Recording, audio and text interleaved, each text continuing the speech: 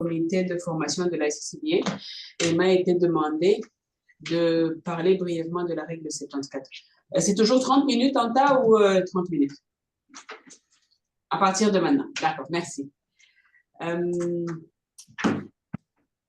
Donc, vu que nous n'avons que 30 minutes, les questions incluses, je ne pourrais pas parler de tout, mais j'essaierai de faire une présentation qui inclut les aspects théoriques, techniques et pratiques de l'application de la règle 74. La présentation est divisée en 3 parties.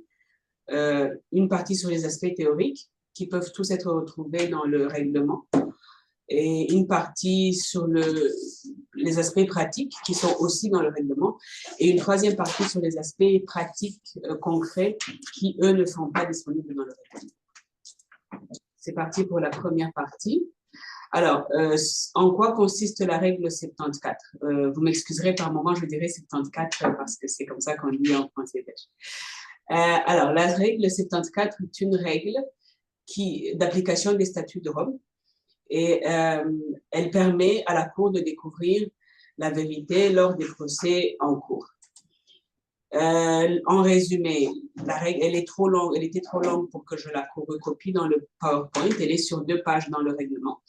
Mais ce qu'il faut retenir de la règle 74, c'est que c'est une règle qui permet à ce qu'un témoin, dont le témoignage pourrait contenir des éléments auto-incriminants, soit protégé contre des poursuites directes ou indirectes par la CPI ou par d'autres instances internationales, instances judiciaires entendues, internationales ou nationales, que ce soit une poursuite actuelle ou ultérieure. Elle permet, les garanties accordées sous la règle 74 permettent de maintenir la confidentialité et l'identité du témoin, si nécessaire, par des mesures, différentes mesures. C'est par exemple le témoignage à huis clos, l'utilisation de pseudonymes pour le témoin, la distorsion de la voix et plusieurs autres méthodes qui permettent de maintenir la confidentialité de l'identité du témoin. Et l'autre garantie accordée sous la règle 74, c'est que les éléments de la déposition du témoin ne soient pas utilisés contre lui et ne soient pas divulgués ni à une autre cour ou à un tribunal international, mais aussi ne soient pas divulgués à des instances nationales. Alors, lorsque l'on demande l'application de la règle 74, il y a 2 options, deux possibles solutions qui sont décisions sont rendues par la Chambre. La Chambre peut décider d'octroyer les assurances, dans quel cas elle obligerait le témoin à répondre à toutes les questions parce qu'il ne craint rien. Mais il est aussi possible que la Chambre refuse d'octroyer les assurances. Dans ce cas, le témoin a toujours le droit, parce que c'est à lui de décider s'il peut arrêter son témoignage, décider de ne pas témoigner ou décider, à ses risques et périls, de témoigner. À qui est applicable la règle 74? La règle 74 n'est pas applicable à tout témoin. Elle n'est applicable qu'aux témoins dont le témoignage est unique et contient des éléments cruciaux et importants pour établir la vérité. C'est-à-dire que vous pouvez avoir un dossier dans lequel il y a 100 témoins, mais il n'y en a que 10 pour lesquels la règle 64 peut être demandée ou est accordée. Donc, il faudrait que le témoignage en question soit vraiment important et unique pour établir la vérité dans le dossier. Un deuxième point, c'est que la règle 74 n'est applicable que aux témoins de la défense, et aux témoins, que ce soit de la défense ou de l'accusation, c'est dépendamment de la partie qui les appelle. Et surtout, elle n'est pas applicable aux accusés. Dans l'affaire le procureur contre Germain Katanga et Mathieu Mujolo, l'équipe de défense a demandé l'application de la règle 74 pour l'accusé Mathieu Mujolo, indiquant que l'accusé souhaitait témoigner, mais que son témoignage contiendrait des éléments auto-incriminants et que, de ce fait, la défense demandait l'application des garanties sous la règle 74, mais la Chambre a décidé que la règle 74 n'était pas applicable aux accusés. Les exceptions à l'application de la règle 74 sont à peu près aussi les mêmes que les conditions d'application, c'est que les garanties soient opportunes. C'est à la Chambre de décider elle a le pouvoir discrétionnaire de voir s'il est opportun d'appliquer les garanties, d'accorder les garanties sous la règle 74. Mais les garanties ne sont pas applicables dans deux cas spécifiques. C'est dans le cas d'atteinte à l'administration de la justice, c'est-à-dire je suis un témoin, je viens témoigner et je reçois les garanties sous la règle 74, mais cela ne me permet pas de porter atteinte à l'administration de la justice ou de me méconduire en audience. Porter atteinte à l'administration de la justice, c'est entre autres apporter un faux témoignage ou autre. Donc, il est important pour vous en tant que conseil d'un témoin qui témoigne avec des garanties sous la règle 74, que le témoin comprenne qu'il a des garanties de ne pas être poursuivi à condition qu'il ne mente pas, qu'il ne fasse pas de faux témoignages ou qu'il ne porte pas atteinte à l'administration de la justice ou qu'il se méconduise durant les audiences. Avant d'octroyer les assurances sous la règle 74, la Chambre vérifie si elle a les moyens ou s'il est possible de fournir aux témoins des mesures de protection. Il y a certains témoins dont le témoignage engendre des besoins extra de protection, c'est-à-dire la relocalisation dans un autre pays ou dans une autre ville dans son pays pour le témoin, pour sa famille ou pour d'autres personnes. Donc, ce sont des aspects logistiques que la Cour analyse avant d'octroyer les assurances sous la règle 74. Alors, à quel moment est-ce que vous pouvez demander l'application de la règle 74? Il y a deux grands moments. Le premier moment, c'est que par moment, la règle est applicable en général au cas par cas, c'est-à-dire le témoin X arrive, compte témoigner dans 1 mois ou 2, et à ce moment-là, la partie qui l'appelle informe la Chambre qu'il est possible que ce témoin s'auto-incrimine, et à ce moment-là, demande à ce qu'un conseil soit désigné et que ce conseil s'occupe de demander les assurances. Nous verrons plus tard comment il le fait.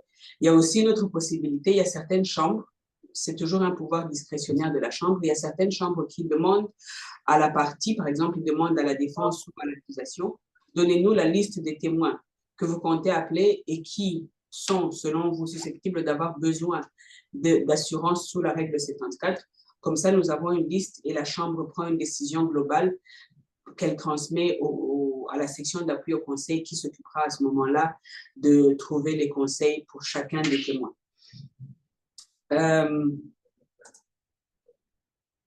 Qui indique le besoin d'application? Comme je l'ai dit tantôt, c'est la partie qui appelle le témoin. Ça peut être la défense ou ça peut être l'accusation. Alors là, on passe aux aspects techniques. Le rôle de l'avocat dans l'application de la règle 74. On commence par les devoirs. C'est qu'il est important de souligner que l'avocat qui est désigné sous la règle 74 agit pour le compte de son client, le témoin qui témoigne.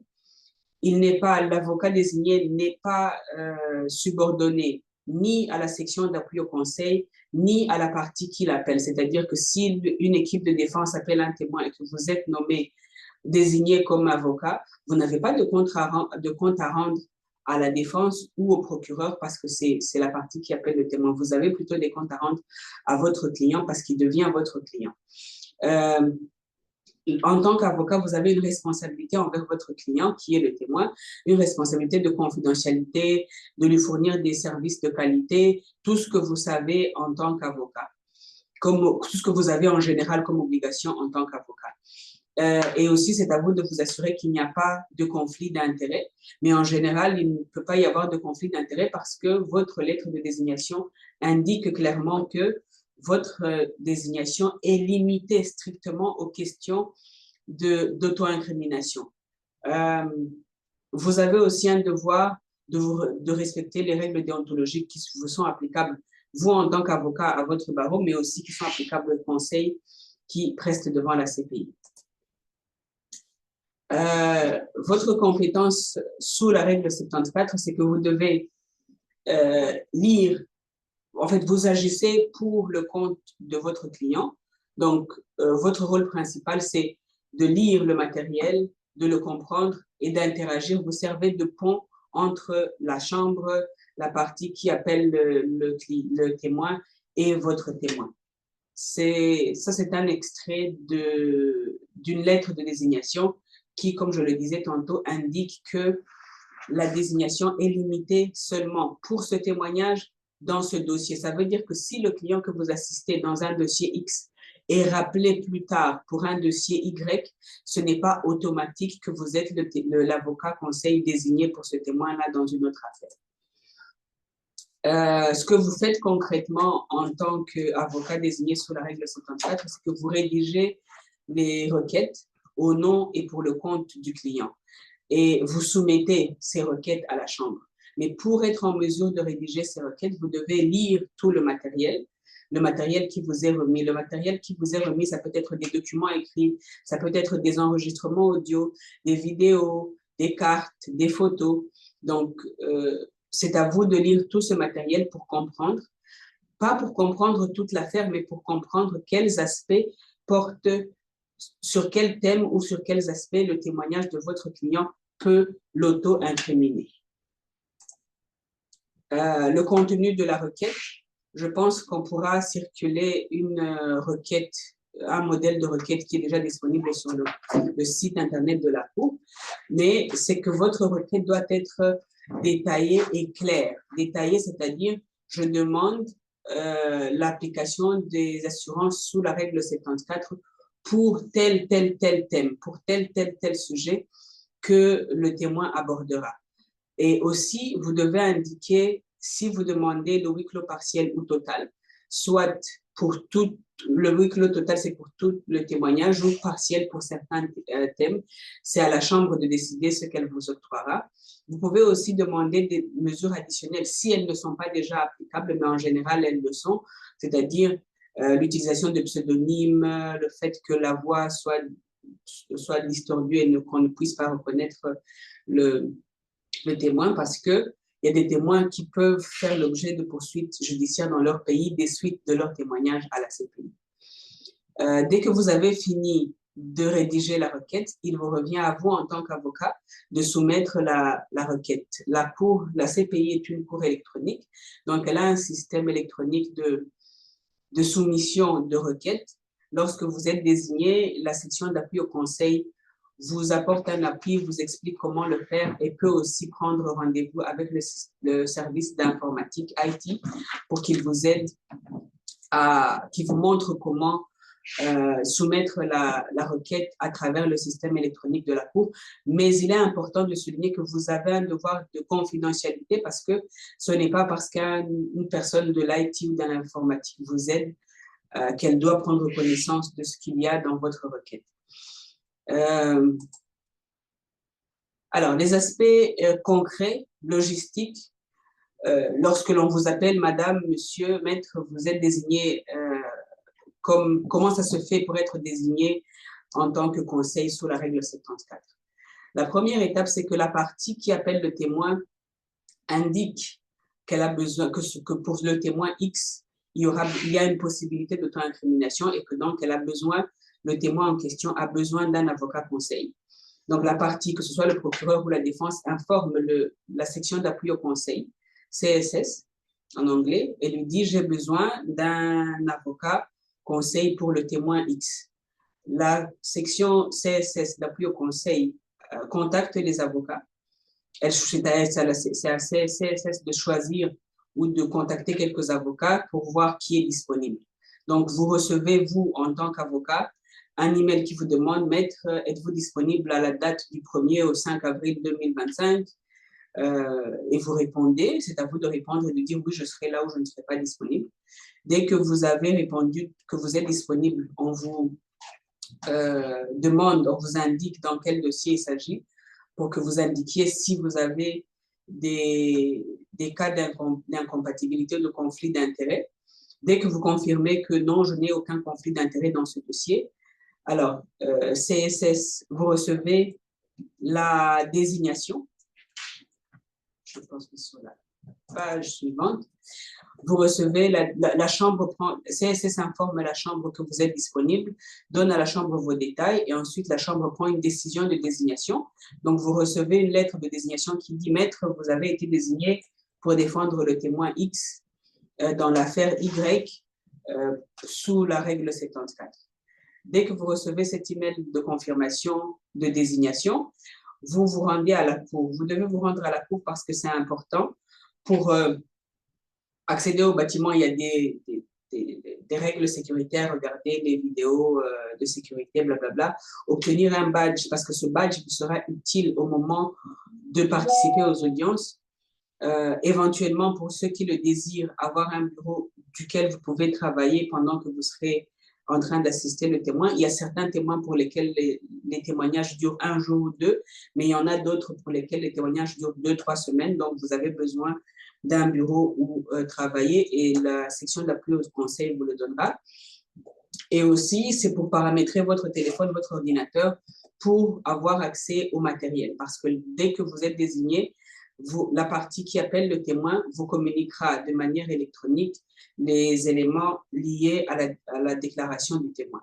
Il est important de souligner que le transport de votre lieu de résidence vers l'arrêt, le logement et les autres frais, le visa pour certaines personnes qui viennent des pays qui ont besoin de visa, ces frais sont à la charge de l'avocat. L'avocat ne reçoit remboursement que des frais, des heures pour lesquelles les heures prestées et non pas des frais additionnels, les frais connexes, transport, logement, restauration. La 5e étape, c'est que vous recevez les éléments. Comme j'ai dit, on vous donne accès électronique aux éléments. Ensuite, vous analysez les éléments, c'est-à-dire que vous lisez les éléments, vous les analysez. Ensuite, vous rédigez la requête. CSS, comme je l'ai dit, pourra vous donner un modèle de requête. Et puis, vous la rédigez, vous la soumettez à la chambre et vous recevez la décision de la chambre. Dès que vous avez reçu la décision de la chambre, vous devez informer votre client de la décision. Vous pouvez rencontrer le client avant la rédaction de la requête, pendant la rédaction de la requête et après. Si vous en avez besoin, si par exemple, il y a des éléments que vous devez clarifier avec lui pour comprendre la teneur de la possibilité de l'auto-incrimination, mais ce ne sont que des questions de clarification. Et dès que vous avez la décision de la chambre, c'est à vous d'expliquer au client ce que la chambre a décidé. Comme je l'ai dit, c'est possible que la chambre ait octroyé les assurances. C'est aussi possible que la chambre n'ait pas octroyé les assurances, mais vous devez vous assurer que le client a compris la décision qui a été prise par la chambre. Ensuite, vous participez aux audiences parce que votre mandat est d'assister le client. Vous participez aux audiences. Lorsque les audiences sont à huis clos total, vous êtes tranquille parce qu'il n'y a pas de possibilité que le témoin soit identifié. Mais lorsque les audiences sont à huis clos partiel ou en session publique, vous devez être très alerte et aux aguets pour qu'à chaque moment que l'une des parties qui pose les questions au témoin, parce que comme c'est le système de command law, il y a l'interrogatoire principal et le contre-interrogatoire et possiblement le re-examination.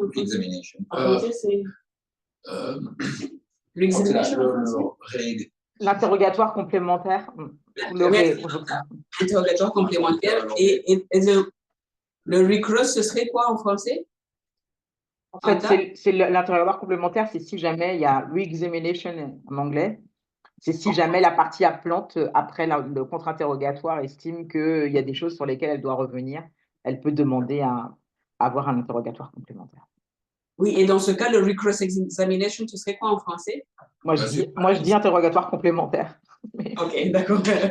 D'accord. Donc, voilà, vous assistez à l'interrogatoire principal, au contre-interrogatoire et au réinterrogatoire. Et voilà. La dernière étape, ce sont les étapes administratives où vous faites le rapport, vous remplissez la fiche des heures prestées pour demander à ce que vous receviez remboursement. Voilà en bref. Si Anta ou Cyril ont quelque chose à ajouter, s'il vous plaît. Déjà, peut-être s'il y a des questions et après revenir sur peut-être des points particuliers sur quel est le contenu exact du mandat, parce qu'on s'est rendu compte hier que ce n'était pas forcément clair les limites du mandat en tant que conseil en application de la règle 74. Mais s'il y a d'abord, il y a des questions. Oui, merci. Moi, je voulais savoir s'il y avait systématiquement un interprète qui était fourni, si nécessaire. Dignité, tu peux répondre, mais si nécessaire, oui. On peut. Non seulement, oui, oui, oui, c'est absolument nécessaire. Si c'est nécessaire, il y a absolument l'appui des services linguistiques du greffe, non seulement pour l'interprétation quand vous allez rencontrer le témoin si vous ne parlez pas sa langue, mais aussi éventuellement pour les services de traduction pour les documents écrits qui font partie du matériel. Donc tout ça, évidemment, si c'est nécessaire, c'est fourni.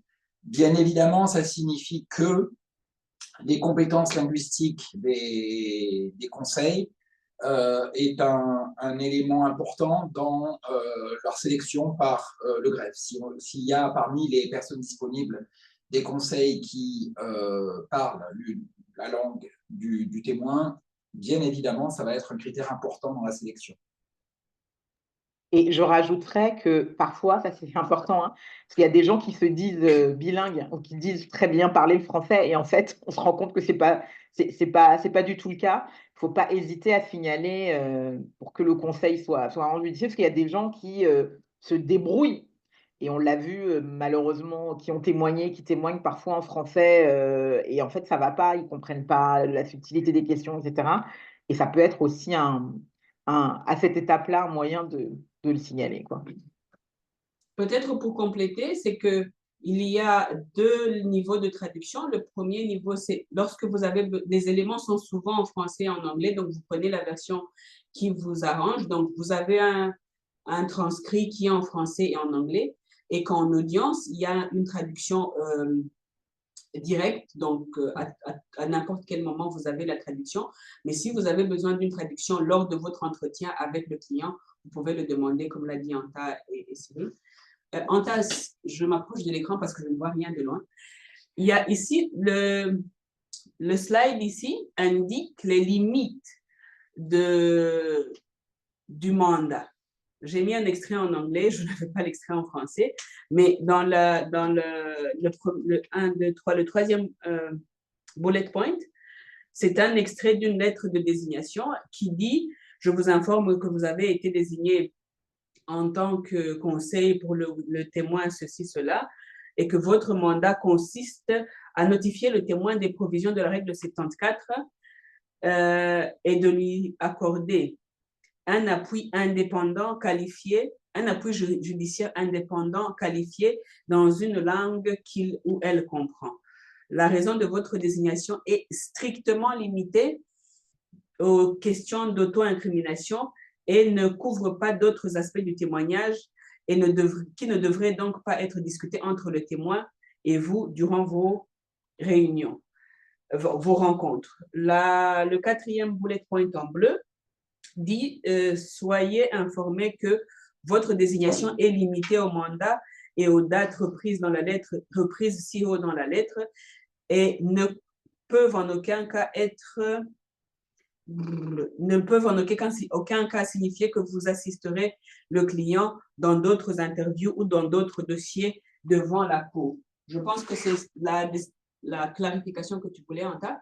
Oui, c'est ça. Enfin, je le dis, même si c'est marqué noir sur blanc ou bleu sur blanc, bleu sur noir, on s'est rendu compte hier, dans l'aspect pratique, et on va le voir tout à l'heure, que les gens ont un peu tendance à, par exemple, le truc tout bête, c'est on lit, on a des déclarations, plusieurs déclarations du témoin, et on se rend compte qu'il y a des contradictions. Notre rôle en tant que conseil en vertu de la règle 74, c'est pas d'aller dire de rectifier ses déclarations, de lui faire rectifier ses déclarations, c'est pas ça du tout. Parce que là, ça voudrait dire qu'on intervient au-delà de notre mandat et il faut faire très attention à ça. Lui rappeler qu'il va être interrogé sur l'ensemble de ses déclarations, que les parties vont lui demander des clarifications, ça c'est une chose, mais le guider sur le contenu de son témoignage, absolument pas. Et ça, c'est vrai que c'est toujours un peu tentant, surtout quand les gens ont une première désignation. Voilà, ils s'emballent en ayant l'impression qu'ils sont conseil d'un éventuel accusé, et c'est pas ça du tout. Et ça, c'est très important parce que éthiquement, ça pose des problèmes et on peut être amené à avoir des problèmes déontologiques parce qu'on est allé au-delà du mandat. Donc ça, c'est toujours important de le rappeler, même si ça pourrait tomber sous le sens en voyant les limites du mandat, mais dans le feu de l'action, parfois les gens s'emballent. Voilà. Un commentaire, c'est... Je ne sais pas Autre s'il y a chose? peut-être d'autres questions, mais… Sinon, j'ai parlé en répondant à la première question, j'ai parlé de la sélection par le greffe. Ça, c'est quelque chose de très important, que vous compreniez bien comment ça se passe, parce que ça requiert de votre part, si vous êtes intéressé à être désigné comme conseiller de la règle 74, une certaine réactivité. De façon très, très concrète, vous êtes inscrit sur la liste des conseils. Ce qui va se passer, c'est que s'il y a un besoin, parce qu'il y a un témoin qui arrive dans une affaire, qui a besoin d'un conseil règle 74, le greffe, la section d'appui au conseil, va envoyer un email à, je ne sais pas s'ils envoient à toute la liste, mais enfin, en tous les cas, à un certain nombre de personnes sur la liste. L'email, il est sibyllin. Il vous demande uniquement si vous êtes disponible pour apparaître devant la cour de telle date à telle date. C'est en général une fourchette de 2 semaines, ça peut être un petit peu plus long si c'est vraiment un gros témoin, mais vous ne savez pas pourquoi. Ça peut être un témoin. By the way, c'est exactement le même email qu'on reçoit lorsque c'est un suspect qui est transféré à la cour. On reçoit exactement le même courriel qui nous demande si on est disponible pour environ les dates de sa comparution initiale. Donc, on ne sait pas de quoi il s'agit. On ne sait pas de quelle affaire il s'agit. Et c'est cet email-là. Vérifiez bien que les emails de la section d'appui au conseil n'atterrissent pas dans vos spams. C'est à cet email-là qu'il faut répondre, et je crois savoir qu'il faut répondre le plus vite possible, parce que, en fait, ce que fait la section d'appui au conseil, c'est qu'elle attend d'avoir un certain nombre de réponses positives, nombre variable, et puis fait sa sélection, et puis tant pis pour ceux qui ont répondu plus tard. Donc, il y a souvent, j'ai rencontré souvent des confrères qui se demandaient mais pourquoi moi je suis jamais désigné.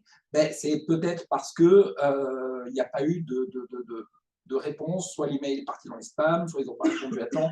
Enfin, c'est ce genre de choses. Et puis, bien évidemment, le critère linguistique est important. Le critère de la présence sur place, c'est plus facile de venir à la cour quand on est aux Pays-Bas, en Belgique, en France, ou je ne sais où, ou si on vient de l'autre bout du monde. Ça peut être plus compliqué. Donc voilà, c'est tous les éléments que le greffe est susceptible de prendre en considération. Non, il y a encore un élément qui est important. Je sais aussi que s'il y a des conseils qui viennent du pays de situation, c'est un plus, bien évidemment, dans la désignation, parce qu'ils estiment qu'il y aura une plus grande familiarité avec le témoin et ce qu'il pourra avoir à dire. Oui, en parlant de ça, on n'a pas parlé de cette possibilité-là. Et bon, là, aujourd'hui, je ne vois pas beaucoup de conseils de pays de situation dans le public. Mais la question des visas est un vrai problème. Quand on est un avocat africain et qu'on veut venir au siège de la Cour, c'est vrai que la question des désignations au niveau de la règle 74 peuvent poser des difficultés pour le siège de la Cour. Sauf que il y a de plus en plus de chambres qui font des vidéoconférences avec le témoin placé qui reste dans le pays de situation avec, comment dire, une visio donc dans les locaux sécurisés de la CPI, dans les lieux de situation. Et à ce moment-là, effectivement, c'est plus simple d'avoir un avocat du pays de la situation qui peut être dans les mêmes locaux que le témoin qui dépose. Et à ce moment-là, il y a cette possibilité-là d'intervenir, entre guillemets, à distance, mais en ayant son client témoin à demeure dans le pays. Donc ça c'est peut-être un moyen d'éviter l'écueil de la question des visas, parce que soyons clairs, quand on est un avocat congolais ou soudanais, ou je ne sais pas, pour avoir, même avec l'appui de la Cour, un visa dans le délai requis, c'est quasiment mission impossible.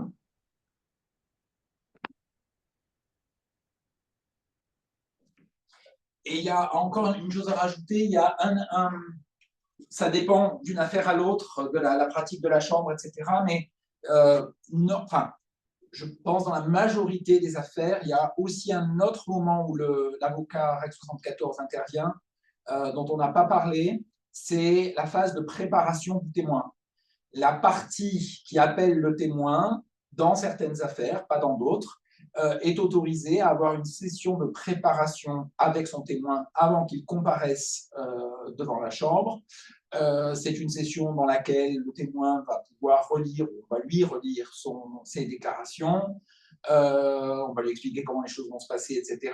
Il est normalement interdit de faire ce qu'on appelle en anglais du proofing, c'est-à-dire de faire de la répétition générale. Alors, je vais vous poser telle question, vous allez me répondre de cette manière, etc. Ça, c'est interdit. Enfin, en tous les cas, cette session-là qui se passe entre le témoin et la partie appelante, le Conseil règle 74 est autorisé à y participer. Et il y a un aspect aussi qu'on n'a pas abordé, parce qu'on s'est concentré sur l'avocat règle 74 en audience, mais quand il y a des enquêtes sur le terrain aussi, ça faut le garder en tête, quand il y a des enquêtes sur le terrain dans le cadre des enquêtes du procureur et qu'il y a des témoins qui sont susceptibles d'apporter des informations et qui sont susceptibles de s'auto-incriminés, il y a aussi l'obligation pour le procureur de faire en sorte que ces témoins soient assistés et qu'ils fassent la demande de règle 74. Donc ça aussi, c'est aussi un domaine d'intervention pour éventuellement les conseils figurant sur le roster et dans le pays. Mais pardon, dans ces cas-là, est-ce que les avocats sont fournis rémunérés par la cour ou pas? Parce que j'avais l'impression que moi, c'était les témoins qui d'eux-mêmes identifiaient un avocat qui intervenait à leurs frais. Ça dépend. En fait, ils peuvent demander, alors ça, c'est souvent quand on a des high-profile witness, ils ont leurs propres conseils, etc. Mais ils peuvent demander aussi un avocat désigné par la cour. Ok, bien. À vrai dire, je pense que c'est le paiement par la cour dans l'écrasante majorité des cas. Hein. Je ne sais pas s'il y a eu des cas de conseils rémunérés directement par le témoin. J'en ai pas connaissance en tout cas. Moi, je sais que sur certains témoins politiques, ouais, ils avaient leurs propres avocats. Alors après, je ne sais pas si l'avocat est passé après, s'il était inscrit sur la liste et qu'il a pu bénéficier, mais je sais que sur les gros témoins politiques, ils s'arrangent pour avoir leurs conseils avec eux. Oui, enfin ça, de toute façon, s'ils ne sont pas sur la liste, CSS va régulariser ça et les inscrire sur la liste, vérifier qu'ils remplissent les critères et les inscrire sur la liste avant la comparution, sinon, avant la désignation. Ouais. Est-ce qu'il y a d'autres questions ou des observations ou des partages d'expériences? Parce que je sais qu'il y en a qui ont eu des expériences déjà devant une chambre. Hein. Est-ce qu'il y a sur les écueils, les choses ce qui a pu, voilà, des choses que vous auriez envie de partager?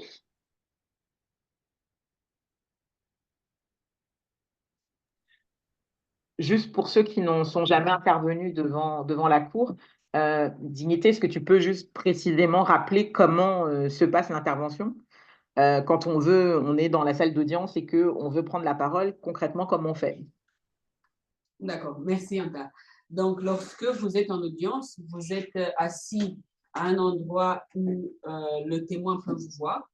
Et donc, vous êtes en audience avec toutes les autres parties intervenantes au dossier. Et comme j'ai dit, le greffier indique que nous sommes en audience ouverte, en audience publique ou à huis clos. Et lorsque je voudrais souligner que vous recevez la décision avant le début des audiences. Vous savez si les assurances ont été données ou pas. Et lorsqu'elles ont été données, vous savez s'il a été autorisé que le témoignage du témoin soit entièrement à huis clos ou à huis clos partiel ou pas. Et donc, à ce moment-là, lorsque l'audience commence, le greffier dit « nous sommes en audience publique ». À un moment donné, il peut basculer en audience à huis clos. Et lorsque les questions sont posées en audience publique ou à huis clos partiel, et que vous vous rendez compte que l'une des parties pose une question qui va sur un thème d'auto-incrimination, supposons que je suis le témoin et que je m'auto-incrimine sur une question de pillage. Lorsque vous entendez l'une des parties dire « Ok, je vais vous poser une question sur le pillage », vous, en tant que conseil, vous vous levez. Le président de la Chambre verra que vous êtes levé et la partie qui pose les questions s'assiera et vous faites la remarque que voilà, Monsieur le Président, je pense que ce thème est un des thèmes sur lesquels mon client peut s'auto-incriminer, je demanderai que l'on aille en audience à huis clos. Souvent, vous n'avez même pas besoin d'intervenir lorsque le juge vous voit debout et dit « Ok, maître, je vous ai compris » et en basculant en audience à huis clos. Et voilà, et vous pouvez vous mettre debout autant de fois que nécessaire, mais simplement lorsque c'est en audience publique, lorsque c'est à huis clos, vous n'avez pas besoin de vous tenir debout. Voilà. Merci, Anda. Il y avait une question hier qui était de dire, mais est-ce que la multiplication des interventions, comment dire, ne peut pas agacer les magistrats, etc. On le rappelle, hein, vraiment, tout dépend de comment les assurances vous ont été données. Si, à l'issue de la requête que vous avez fait avant la comparution du témoin, des assurances vous ont déjà été données, bon, ben là, il n'y a pas besoin d'y revenir de midi à 14 heures. Et là, vraiment, votre intervention, c'est vraiment de s'assurer que l'audience publique et l'audience à huis clos, tout ça est respecté. Mais comment dire, si vous n'avez pas ces assurances générales et que la chambre vous a dit non, mais on verra au cas par cas, là, on ne vous reprochera pas d'intervenir à chaque fois que vous sentez qu'il y a une possibilité d'auto-incrimination. Vous êtes là pour ça. L'essentiel, c'est d'avoir des interruptions qui soient fondées et légitimes. Et surtout, qui ne rendent pas, voilà, on ne vous demande pas de plaider une demi-heure sur la question. En général, c'est extrêmement concentré. On va aborder un thème qui est susceptible on demande passage d'audience à huis clos et on demande à la chambre d'assurer de donner les assurances en vertu de la règle 74 aux témoins, en faisant attention, bien sûr, que tous ces aspects-là soient bien en audience à huis clos ou à huis clos partiel.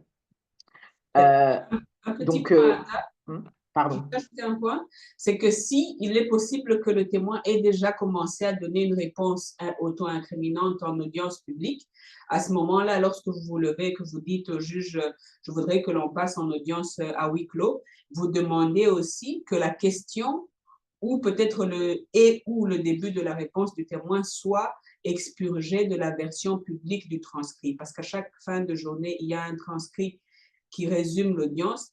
Et si cette question a été posée ou avant que l'audience ne soit à huis clos ou que même le début de la réponse a été donné avant que l'on bascule à huis clos, vous pouvez aussi demander à ce que la question et peut-être aussi le début de la réponse soit expurgé de la version publique du transcrit de la journée. Oui, et donc ça, c'est important, hein, ça, c'est quand même une des chances qu'on a devant ces tribunaux internationaux d'avoir verbatim tout ce qui s'est dit à l'audience avec les parties à huis clos et les parties en audience publique. Donc, un des travaux du Conseil de la règle 74, c'est tous les soirs quand il reçoit le projet de transcript, même si ce n'est pas le projet, même si ce n'est pas la version définitive, c'est de s'assurer que tout ce qui devait être expurgé a été expurgé et éventuellement d'envoyer un petit mail à la chambre ou au greffe, enfin voilà, pour demander que les parties susceptibles d'identifier son client soient bien expurgées de la version publique. Donc ça aussi, c'est le travail post-audience qui a à faire, de bien vérifier qu'il n'y a pas de trace procédurale de choses incriminantes pour le client.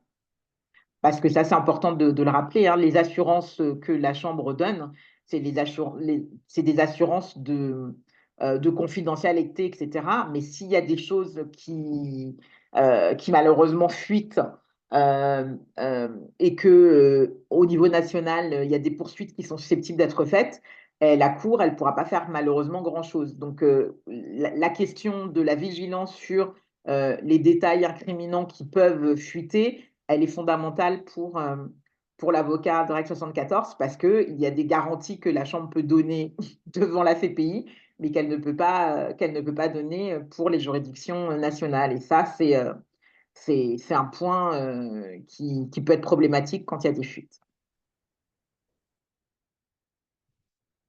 En fait, je pense qu'on est déjà les 30 minutes sont déjà dépassées, d'ailleurs 40. On peut y aller.